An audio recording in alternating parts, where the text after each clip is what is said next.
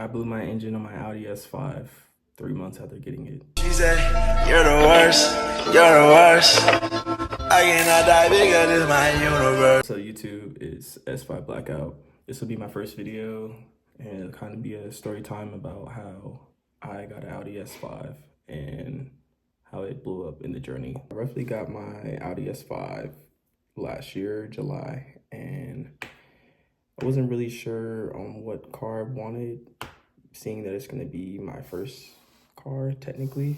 I had an Audi TT before. It wasn't the best car. I got it like maybe 3 months before I got the S5, but the brakes were seized. A lot of problems with the wheel and like vibrations over like 60 miles per hour. I fixed a couple things, but all in all, like, it wasn't really the best first car because I was always broken down. The windows didn't roll up. The driver's side door didn't open. I was having fuel problems. I started the car, and then next thing you know, 5 miles of gas would just disappear out the tank. So all in all, I think my final straw with the TT was, I was in school, and next thing you know, like, I go to my car, how I said, like, the windows didn't go up, somebody had left food right outside my car, and there's ants just eating the food and taking the food into my car, and my whole car was just flooded with ants. And I think that was like my breaking point with the car. So I had went to the dealership to look at cars. I know I kind of fell in love with Audis, even though like the TT I didn't really care for it as much because it was just so broken, and everything I fixed, something else would break. Little did I know that's the same thing with this Audi. But going to the dealership, looked at, I think it was like an A3 and then like an A5, but I wanted more like out of it. A4s weren't really my thing, or like the 4 Series at all. The 3 Series, I really only like the RS3, mainly because the potential it had. And then the 5s, I've seen a couple 5s, but the main one that I liked was the red one. And there was a white one with like gray interior. I thought that one was cool. And then I asked them about a S7 and a RS7. They said they couldn't supply me one within the time that I wanted it. I wanted to drive off the car that day. As time went on, like being in the dealership, I had looked at the red S5, the white S5, and me, like, I wanted a black car. So those two didn't really like suit me. And then all the other black cars they brought out, the chrome, I didn't really like the chrome. And they said they had one in the back. So mind you, one in the back, not sitting in the lot or in the showroom. I guess you can say it could have been a red flag from there, but they just told me it was being serviced, so I kind of just went with it. They brought it out. I looked at it, it was cool. I really liked it because it had the black optics package. Had talked about prices and everything, got it. Mind you, it's my first car, so I'm not really like very knowledgeable about stuff like that, and I was very impulsive. So the Carfax, I did not look at the Carfax on the car. It was kind of just, yeah, give me that. Where do I sign? Here, pre-approved already. So yeah, just give me the car. Kind of started doing my own research on like tuning and where to go with the platform. With the TT, I didn't really venture into like Facebook groups and stuff like that. Just maybe like 2 months later, next thing you know, the car is overheating. So I had took it in to the dealership. The dealership said, yeah, the cooling system gone. Here's a quote. They quoted me for $9,000 to fix the whole cooling system. They didn't find the direct problem. They had just said, we're just gonna replace the whole cooling system. I just bought the car, so I was just like, no, like, I'm not just gonna up 9K. Like, I literally just bought the car. I took it to a Euro shop. The Euro shop had fixed the problem for only like $1,000. And so let's go ahead and upgrade my car. That's when I had got a intake, inlet, intercooler, and a stage 1 tune. After maybe 15, 16 days. I'm going like 30 miles per hour. And as I was downshifting, I had went from third gear all the way to first. It had went all the way up to 7K RPM. Next thing you know, I just hear dun dun dun dun dun dun dun dun dun dun. Check engine light popped on, but it was just flashing. It wasn't like a solid check engine light. But I had took it into note. Couldn't push the car like past 20 miles per hour. Turn the car off. Next day comes, had to go to work. So cut the car on, check engine lights gone, the sound's gone. I'm just like, cool, like, I'm fine now. I don't know what made me do it, but I put the car back in manual and tried to drop a gear. Next thing you know, check engine light comes back on, but it's not flashing this time, it's solid. I hear knocking, scraping, everything. Fast forward to me towing the car to the shop. I had the shop look at it. They were like, they don't usually work on engines, or they can do diagnostics on it, but the most they will do is pull the engine out and I have to ship the engine to somebody else. I'm like contacting the dealership, not knowing like, hey, if I turn this back to stock, it's still gonna pop up on the history and everything. I was just trying to see if the dealership will help at all. No, they weren't going for it. They were like, yeah, your car's tuned, we can't help you, we can refer you to some people. I was just like, no, because these are the same people that tried to charge me $9K to replace my cooling system. Found a shop in New Jersey, $43,000 to build my engine.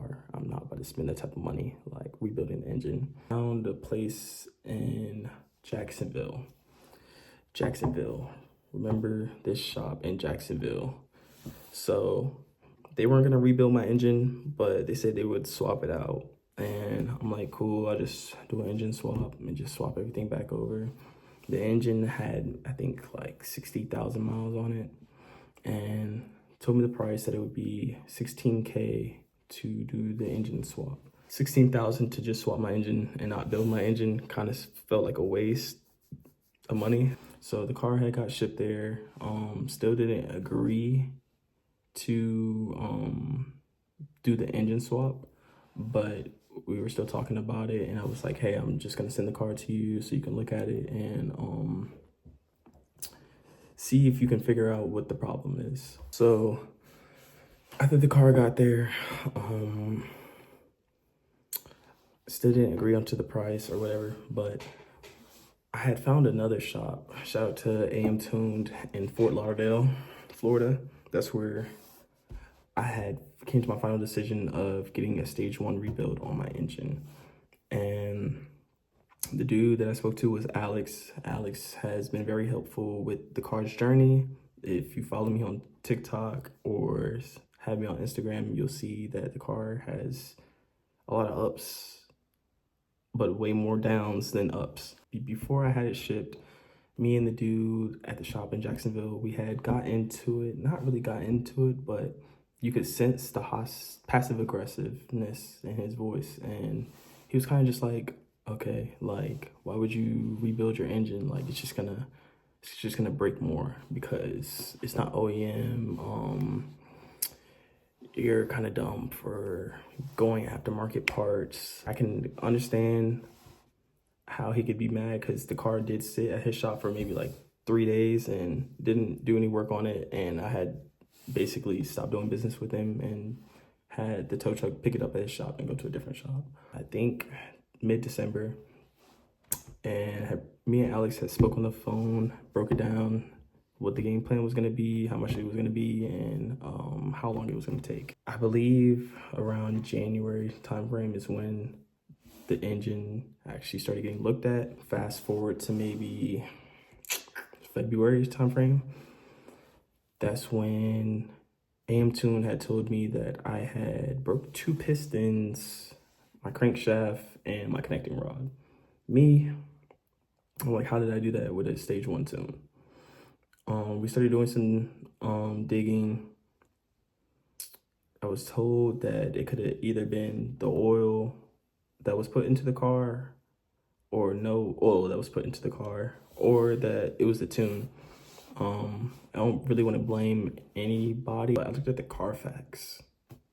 The car on record, he could have did an oil change off record, but the car did not get an oil change for 16,000 miles and then turned in. Saying he could have been doing his own oil changes or took it to a shop and they didn't report it. I got the car, I want to say April 11th. I had the car towed to me. The car got to me at midnight.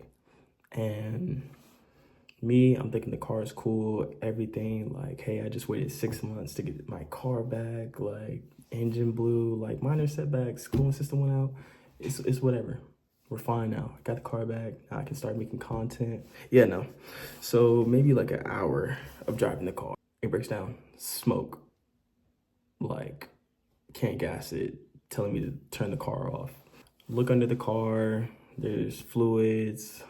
People telling me that's your oil pan. Oh no, that's a head gasket, your turbo. There was a transmission line that was unhooked in the back. I had found that out when I sent the car back to Alex. Their shop, they don't touch transmission. They're only an engine shop and build engines, etc., etc. He had fixed it for me. Shout out to Alex for fixing it for me. I think it was the shop in Jacksonville. When I didn't do business with them, they unhooked my transmission line. Because why else would it be unclipped? Fast forward, car got fixed. Once it got to like 1,000 miles, it should have been broken in. So I had took it to this original shop that did my first oil change for the car. 30 minutes go by. And I'm like, did the dude put the new bolt and the washer in there? Because I'm thinking they already did the oil change because it's been 30 minutes, right? And the dude compares the bolts. He's like, why is this bolt plastic and this one's metal? I'm like, what do you mean? Like, it's supposed to be a metal bolt you're supposed to be replacing. He was like, no, this one's plastic.